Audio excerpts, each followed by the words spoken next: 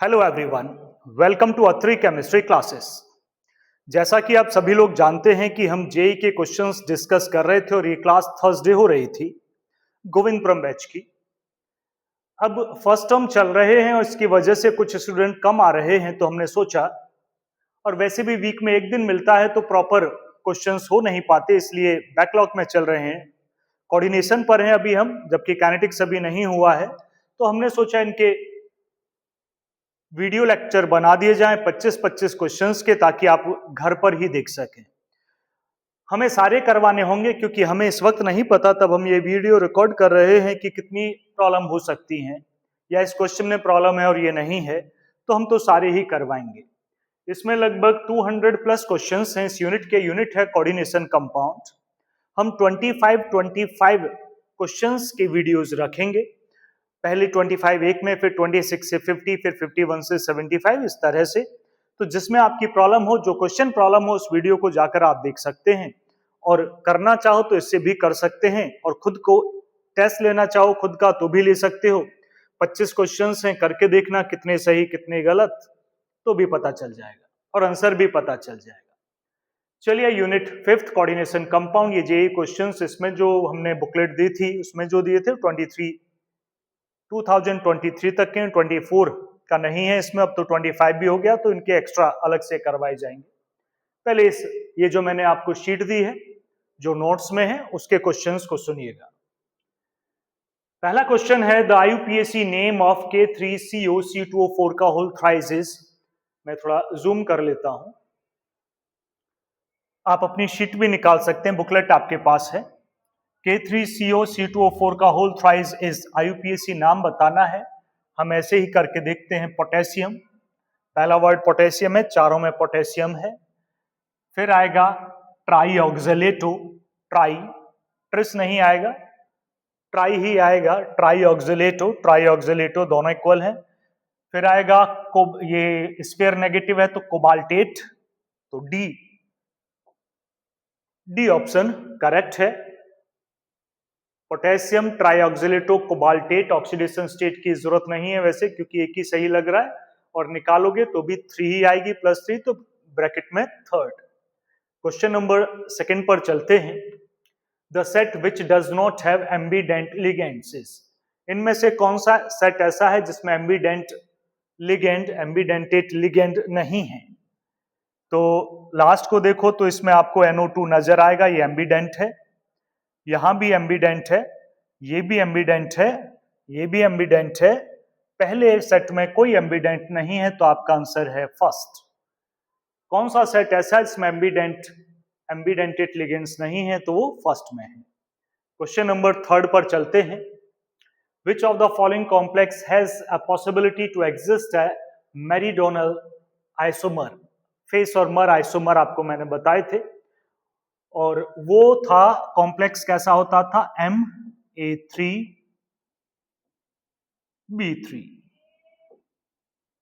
Ma3B3, तो पहला option correct है।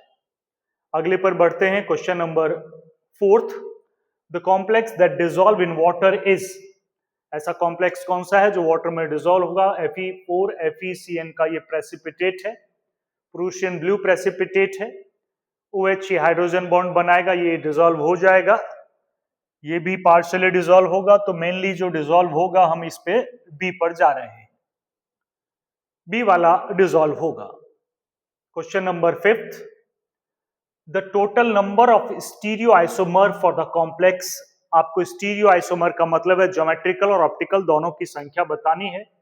बाइडेंटेट एक है, एक Cl एक Br है, तो सिस ट्रांस तो बनाएगा ही, सिस और ट्रांस, और सिस वाला और डी भी बनाएगा और एल भी। ऑप्टिकल आइसोमर होगा, ट्रांस नहीं, तो 3 हो गए भाई। सिस के 2 फॉर्म है, डी और एल, और एक है ट्रांस, तो करेक्ट ऑप्शन डी। अगले पर चलते हैं। क्वेश्चन नंबर 6 पर हैं हम। Which of the following are example of double salt? Examples of double salt, double salt कौन से हैं? ये है ferrous ammonium sulphate, first, FeS हम इसे बुलाते हैं, फेरस अमोनियम सल्फेट। दूसरा कॉम्प्लेक्स नहीं है। नेक्स्ट है K2SO4 Al2SO4 का ऑल्थराइज 24H2O, ये है एलम, पोटास एलम। तो A और C दोनों ही डबल सॉल्ट हैं और AC को रिप्रेजेंट करता हुआ आंसर है आपका C। क्वेश्चन नंबर 7 पर चलते हैं। The complex cation which has 2 isomers is, इनमें से किसके आइसोमर होंगे बस ये बताना है। 6H2O6 है, ना आयोनाइजेशन हो सकती है, कुछ भी नहीं है इसमें, ना ज्योमेट्रिकल ना ऑप्टिकल। A5B इसमें भी नहीं, ये भी A5B इसमें भी नहीं।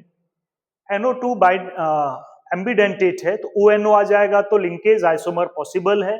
बाकी ज्योमेट्रिकल ऑप्टिकल तो इसके भी नहीं है, लेकिन उसने केवल 2 आइसोमर पूछा है, तो करेक्ट ऑप्शन है आपका C। आगे बढ़ेंगे क्वेश्चन नंबर 8 पर।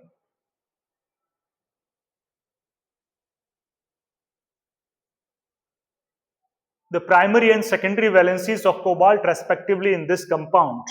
सेकेंडरी वैलेंसी आपको पता है कोऑर्डिनेशन नंबर को बुलाते हैं, और इसका कोऑर्डिनेशन नंबर 5 मोनोडेंटेट एक Cl 6 है। 6 ऑप्शन इन दोनों में है, ये दोनों बाहर हुए, ये तो एलिमिनेट हो गए दोनों। अब प्राइमरी वैलेंसी देखें तो ऑक्सीडेशन नंबर 1 और 2 3, थर्ड है तो डी पर जाएंगे। प्राइमरी वैलेंसी 3 और secondary valency 6। Chiral complex from the following is, chiral का मतलब है ऑप्टिकल आइसोमेरिज्म शो करे। तो ट्रांस तो करते नहीं, ट्रांस को आप हटा दीजिएगा, 2 सिस बचते हैं, इसमें बाइडेंटेट नहीं है, इसे भी हटा दीजिएगा, इसमें बाइडेंटेट है, तो सिस 2 बनाएगा, डी और L. 1 litre 0.02 m solution of cobalt का ये कॉम्प्लेक्स है, अमीन और सल्फेट इसमें लिगेंड्स हैं और Br आयोनाइजेबल पार्ट है। With 1 litre 0.02 m solution of cobalt, बस आयोनाइजेशन है दोनों, इसमें Br अंदर SO4 बाहर है, ठीक है। दोनों को मिक्स किया गया है, थोड़ा मिक्सिंग मैं बता दूं आपको, जूम आउट करना पड़ेगा मुझे ताकि एक साथ हम पढ़ सकें। इसकी अगर हम बात करें 1 लीटर 0.02, तो इसके मोल्स मिलीमोल्स हुए 0.02। भाई मोलरिटी इनटू वॉल्यूम हमने कर दिया, मिलीमोल्स क्या है तो मोल्स हो गए, लीटर में ही है वॉल्यूम। इसके भी मोल्स हो गए 0.02, दोनों को मिक्स किया, वॉल्यूम हो गया डबल, तो कॉन्सेंट्रेशन हो गई आधी। अब कॉन्सेंट्रेशन कितनी बची है दोनों की? 0.01।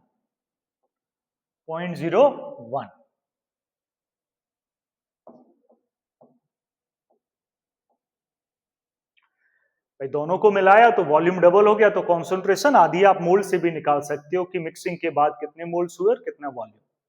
चलिए आगे, रिजल्टिंग सॉल्यूशन जो आया 2 लीटर था, उसे 2 इक्वल हाफ में डिवाइड कर लिया, दोनों की कॉन्सेंट्रेशन अब 0.01 है, और दोनों को x बोला गया है, और उसे एक्सेस ऑफ AgNO3 और एक्सेस ऑफ BaCl2, AgNO3 से Y बना और BaCl2 से Z बना है। The number of moles of Y and Z कितने होंगे बस ये बताना है। पहले हम इसकी बात करते हैं, मोल्स बताने हैं। 1 लीटर ये सॉल्यूशन है, 0.01 मोलरिटी है, तो मोल्स कितने होंगे भैया? मोलरिटी इंटू वॉल्यूम मल्टीप्लाई कर दीजिएगा, 0.01 इंटू 1 0.01 ही होंगे, दूसरे के भी 0.01 होंगे, तो करेक्ट आंसर है सी। फिर से मैं समझाता हूं, देखो इन दोनों को मिक्स कर लिया, मिक्स करने के बाद वॉल्यूम डबल हो गया, तो कॉन्सेंट्रेशन दोनों की कितनी रह जाएगी? आधी कितनी हो जाएगी? 0.01 भाई 0.02 है तो कितनी हो जाएगी? 0.01। अब 0.01 है, दोनों मिक्सिंग में है, दोनों को डिवाइड नहीं किया, दोनों का सॉल्यूशन है, एक उसका आधा आधा कर लिया, 1 लीटर x, 2 लीटर था टोटल, सॉल्यूशन को x ही बुला रहे हैं दोनों को। 2 लीटर सॉल्यूशन मिक्सचर का था, अलग अलग 1 लीटर अलग कर लिया, 1 लीटर अलग। 1 लीटर में भी दोनों है, दूसरे में भी दोनों है, दोनों का मिक्सचर है। उसमें AgNO3 डाला तो जो सॉल्यूशन जो Y बनेगा वो कितना होगा जी? अब 0.01 इसमें AgNO3 से Br रिएक्ट करेगा, 0.01 उसकी कॉन्सेंट्रेशन थी, 1 लीटर सॉल्यूशन है तो मोल्स 0.01। दूसरा BSO4 बनाएगा SO4 के साथ, तो 0.01, दोनों ही कितने होंगे? 0.01।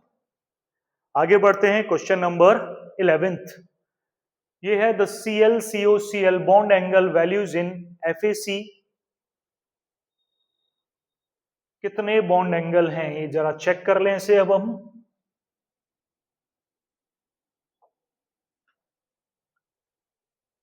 the Cl-COCl bond angle values in FAC complex is R, मैं ए भी मान लेता हूं, मैं इसे बोर्ड पर करके बताता हूं, पूरा बना के बताना पड़ेगा मुझे।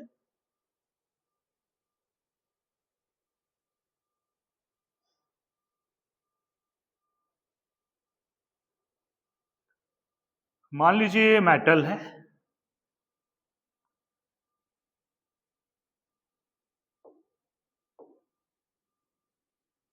और ये ऑक्टाहेड्रल कॉम्प्लेक्स है।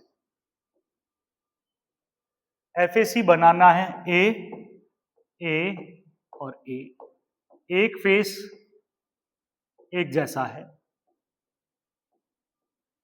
अब एंगल बताना है आपको, AMA 90 डिग्री, AMA 90 डिग्री, दोनों ही 90 डिग्री हैं, तो आंसर है 90 डिग्री। क्या आंसर है? 90 degree.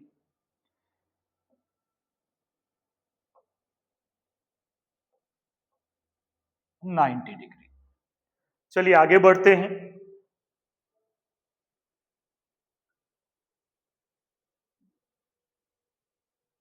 Cobalt chloride when dissolve in water forms pink coloured complex X, ठीक है, विच हैज ऑक्टाहेड्रल ज्योमेट्री, ठीक है जी। This solution on treating with concentrated HCl forms deep blue complex Y which has Z geometry. X, Y, Z क्या होगा ये आपको बताना है। आपके पास कोबाल्ट क्लोराइड है CuCl2, वाटर में आप उसे डिसॉल्व कर रहे हैं। फिर से मुझे बोर्ड पर ही जाना होगा। देखिएगा, कोबाल्ट क्लोराइड को वाटर में आप डिसॉल्व करोगे तो एक कॉम्प्लेक्स बनेगा जो कि ऑक्टाहेड्रल है, जो कि पिंक कलर का भी है। ये रहा, यह है वो कॉम्प्लेक्स। इस कॉम्प्लेक्स में आप डाल रहे हो कॉन्सेंट्रेटेड HCl, ये याद रखने की रिएक्शंस हैं आपकी, तो बनेगा ये कोबाल्ट डबल पॉजिटिव ही है और ये टेट्राहेड्रल है। कैसा है? टेट्राहेड्रल। अब आप देख लीजिए, ये पिंक कलर का है, ये फाइनल बना और ये टेट्राहेड्रल है, X, Y एंड Z। कौन सा ऑप्शन सही है इस हिसाब से देखते हैं। H2O6 दोनों सही हैं, यहां ये CuCl4 है, तो ऑप्शन करेक्ट है आपका जी C, 12 का C। आगे बढ़ते हैं, रिएक्शन लिख लेना। क्वेश्चन नंबर 13 है the given below two statements. पहला स्टेटमेंट है CuSO4.5H2 CO bonds are present. Copper sulphate hydrated में बना देता हूं,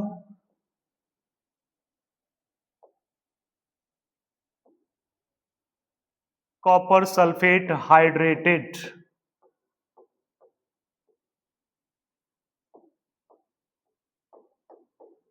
ये स्ट्रक्चर है। एक हाइड्रेटेड वाटर का एक मॉलिक्यूल है, आप जब इसे हीट करते हैं तो 5 H2O में से एक H2O सबसे पहले बाहर निकलता है, क्योंकि वो केवल हाइड्रेटेड है, हाइड्रोजन बॉन्डिंग से जुड़ा है। ये H2O बाहर नहीं निकलते, कोऑर्डिनेट बॉन्ड है। अब क्वेश्चन है इसमें कोऑर्डिनेट बॉन्ड कौन बनाता है? H2O में कोऑर्डिनेट बॉन्ड बनाएगा ऑक्सीजन, ऑक्सीजन एटम। भाई लोन पेयर तो ऑक्सीजन पर ही है, तो कोऑर्डिनेट करेगा कॉपर से H2O का ऑक्सीजन। पहला स्टेटमेंट है in CuSO4.5H2 CO bond, CuO bond, CuO bonds are present, बिल्कुल करेक्ट है, ये स्टेटमेंट बिल्कुल सही है। दूसरा आते हैं in CuSO4.5H2 ligands coordinate with Cu double positive ions are oxygen and sulphur. भैया सल्फर तो है ही नहीं स्फीयर के अंदर, SO4 तो आयोनाइजेबल ग्रुप है, SO4 लिगेंड्स की तरह बिहेव ही नहीं करता है, तो सल्फर नहीं है। तो इस हिसाब से स्टेटमेंट सेकंड गलत हो जाता है। पहला स्टेटमेंट सही और दूसरा स्टेटमेंट करेक्ट। पहला सही दूसरा करेक्ट। देखते हैं आपका ऑप्शन क्या कहता है। क्वेश्चन नंबर ये 13 था, 13 के पहला सही, first is correct, first is correct but second statement is incorrect. तो कौन सा सही है जी आपका? सी statement correct,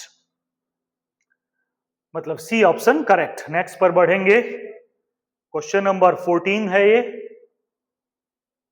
indicate the complex ion. Question number 14, indicate the complex ion which didn't show any geometrical isomerism. इसमें से ऐसा कौन सा है जो geometrical isomerism शो नहीं करेगा? A4B2 है, बिल्कुल करेगा भाई, मेटल A4B2, ऐसे आप देखिएगा। दूसरा देखिएगा Ma3B3, ये तो फेक और मर करते ही हैं। दूसरा फेस और मर बोल दीजिएगा। दूसरा है Ma5B, ये भी नहीं करेगा। COCl2En, ये तो करेगा, तो ये भी कर रहा है, ये भी कर रहा है, ये भी, तो एक ही है जो शो नहीं करता, and that is C option. आपको बताना था जो शो नहीं करेगा, डिड नॉट। आगे बढ़ते हैं, क्वेश्चन नंबर 15 पर है। The density of an organic ligand biuret. Biuret देखते हैं, क्वेश्चन नंबर 15 है। बायोरेट,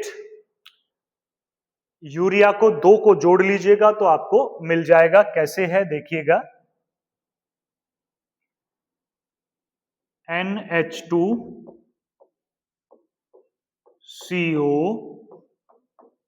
NH2, ये तो यूरिया है। बायोरेट मुझे बनाना है,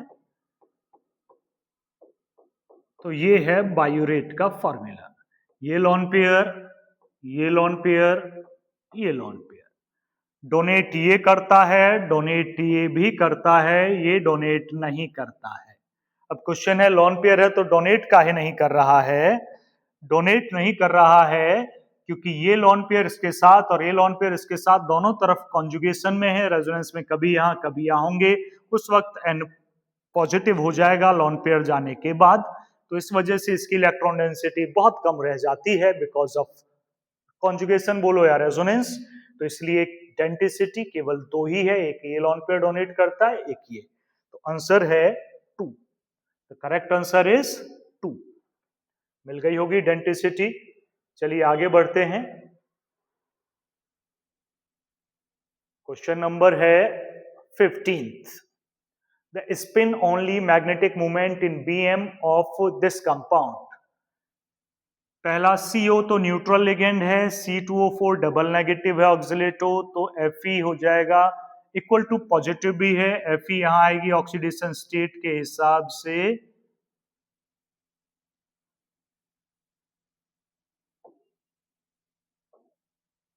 Fe3 पॉजिटिव।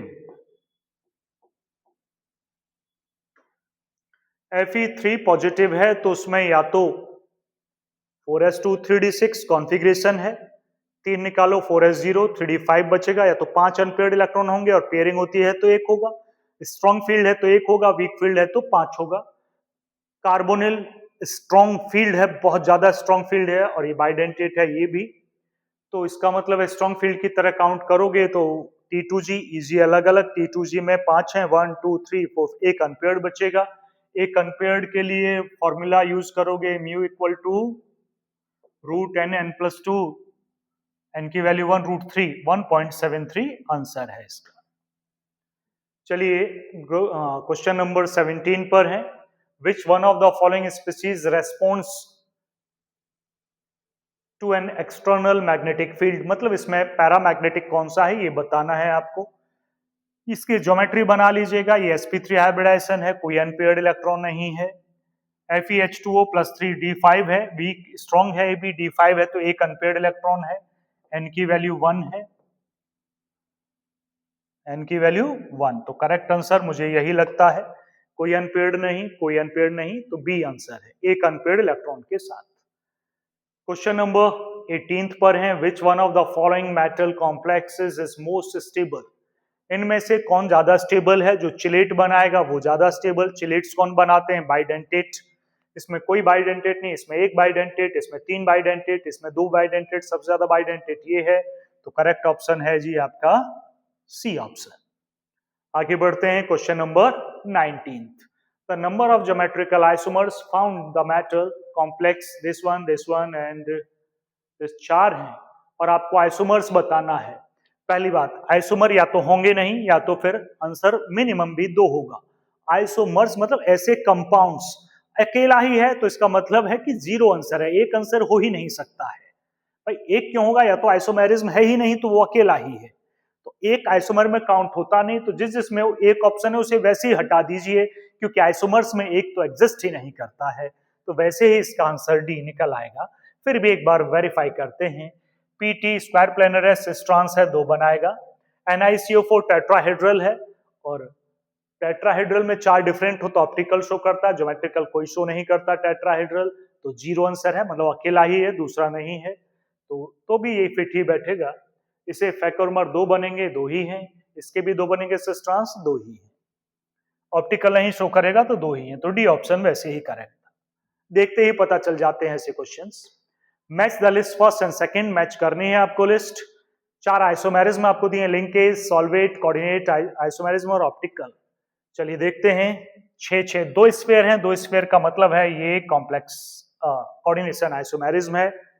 अगला देखते हैं, ये एम्बिडेंट है, एम्बिडेंट में होती है लिंकेज, ये होनी चाहिए फर्स्ट। H2O का होल 6 Cl3, ये सॉल्वेट होगी, 3 वाटर मॉलिक्यूल हैं।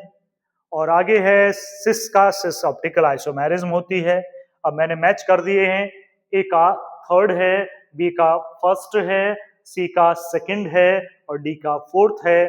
देख लीजिएगा कौन सा सही है। ए का थर्ड था, ए का थर्ड एक में ही है, लीजिए कि यही सही होगा।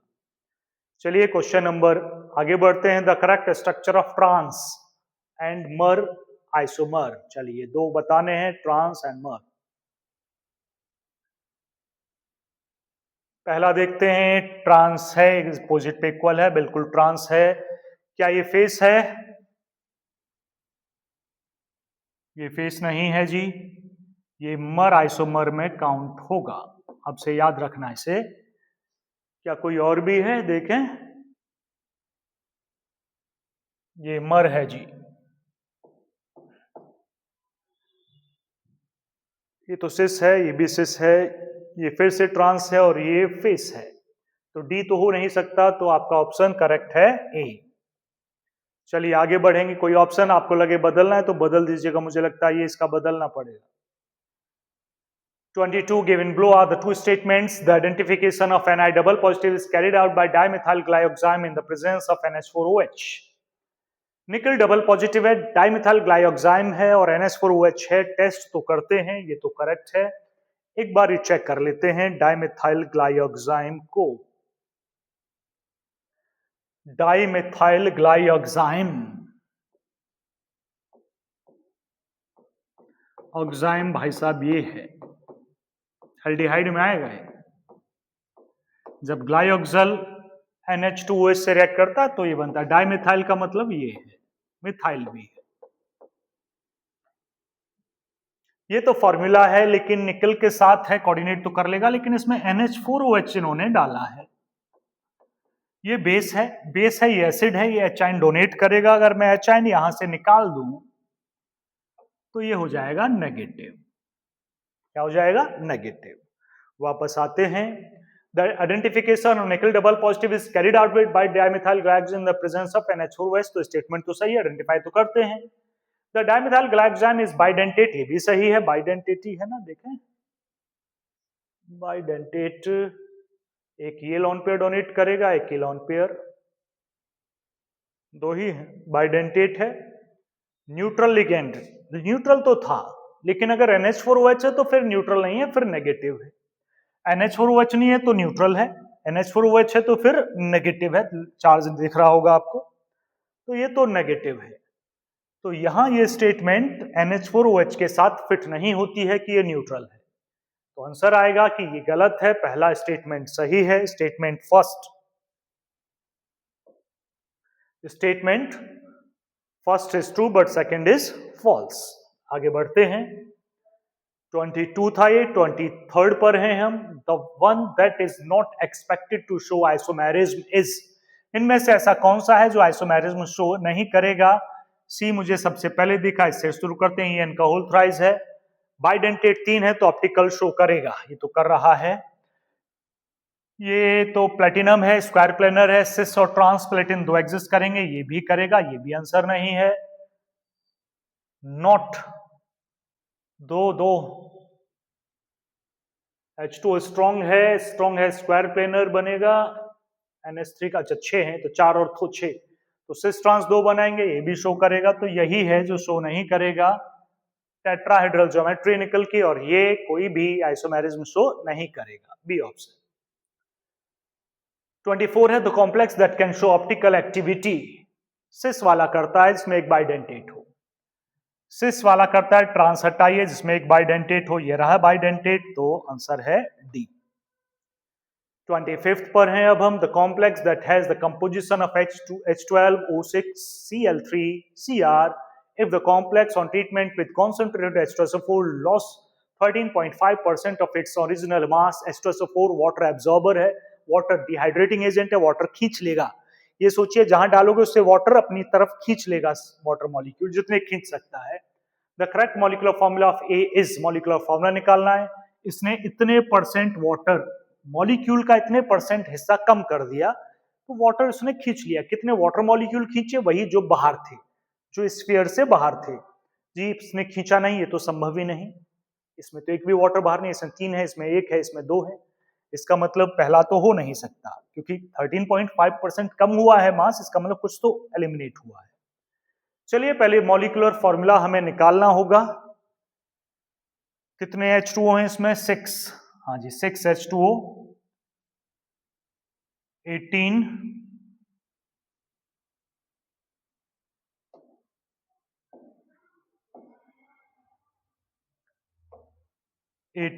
इंटू 6,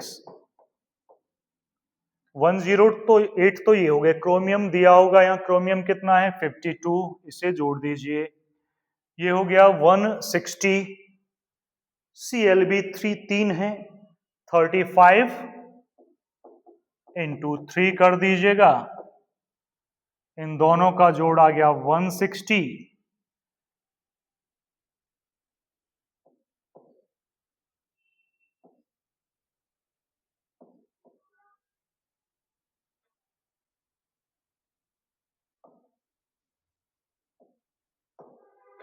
वन 106.5 यही होगा।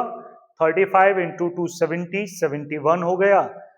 71 में 35 पॉइंट जोड़िएगा तो 106, तो 160 और 106 टोटल हो गया 266.5।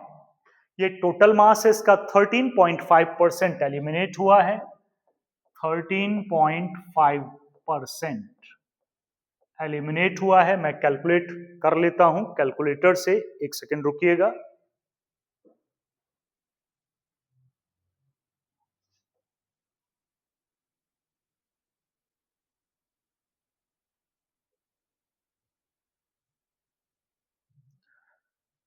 हाँ जी 266.5 मल्टीप्लाई बाय 13.5 और डिवाइडेड बाय 100, ये 35.9, मतलब अप्रोक्स आ गया ये 36। क्या है अप्रोक्स?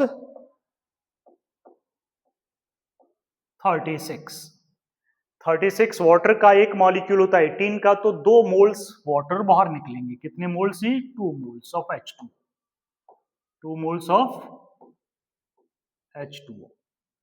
तो 2 मोल बाहर हैं H2O के, 2 मोल किसमें बाहर हैं? लास्ट वाले में। तो करेक्ट ऑप्शन डी है। इसमें 3 है, इसमें 1 है, इसमें 2 है। Correct option D. हो गए 25 क्वेश्चंस, पहला वीडियो हो गया। इसी तरह इसी वीक में लगभग सारे वीडियोस बन जाएंगे, पूरा कोऑर्डिनेशन आप कर सकते हैं एक ही वीक में। उसके बाद हम आपका टेस्ट ले लिया जाएगा। इस वीडियो में इतना ही था। सारे क्वेश्चंस भी आप कर सकते हैं, देख सकते हो कितने सही कितने गलत आपने किए हैं, 25 में से आपका स्कोर कितना है। धन्यवाद।